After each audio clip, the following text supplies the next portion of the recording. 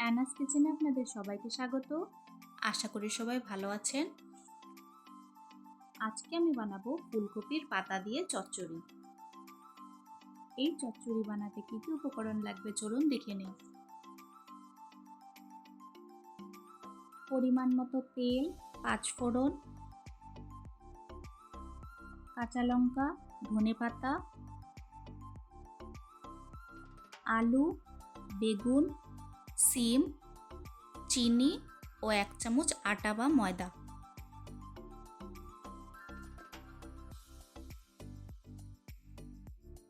আর নিয়েছি ফুলকপির পাতা।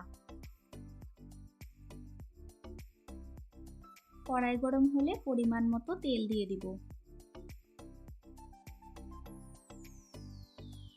তেল গরম হয়ে এলে 5 ফোড়ন দিয়ে দিলাম। আর দিয়ে দিলাম কাঁচা লঙ্কা। ফোড়নের থেকে গন্ধ বের হলে আলুগুলো দিয়ে দিব।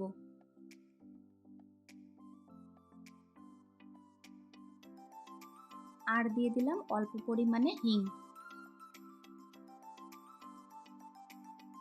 আলুগুলো হালকা ভাজা হয়ে এলে দিয়ে দিব সিম।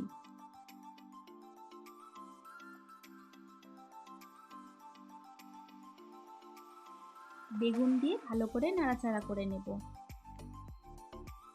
আজকের রেসিপিটা যদি আপনাদের ভালো লাগে আমার চ্যানেলটিকে লাইক, শেয়ার, সাবস্ক্রাইব করে আমার পাশে থাকবেন।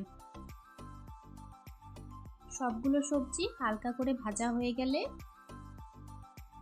পরিমাণ মতো নুন, হলুদ ও চিনি দিয়ে দিব।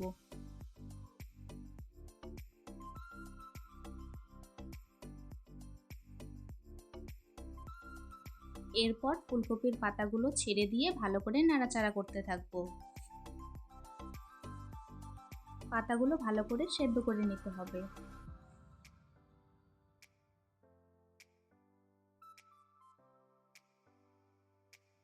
এরপর 1 চামচ আটা বা ময়দা দিয়ে দিলাম।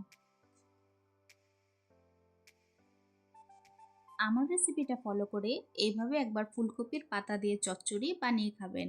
আশা করি ভালো লাগবে।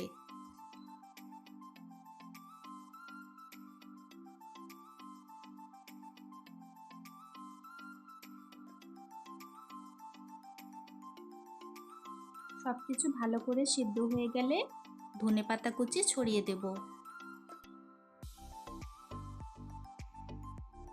ধনেপাতা কুচি দিয়ে ভালো করে মিশিয়ে নিলেই তৈরি হয়ে গেল আমাদের আজকের রেসিপি ফুলকপির পাতা দিয়ে চচ্চড়ি।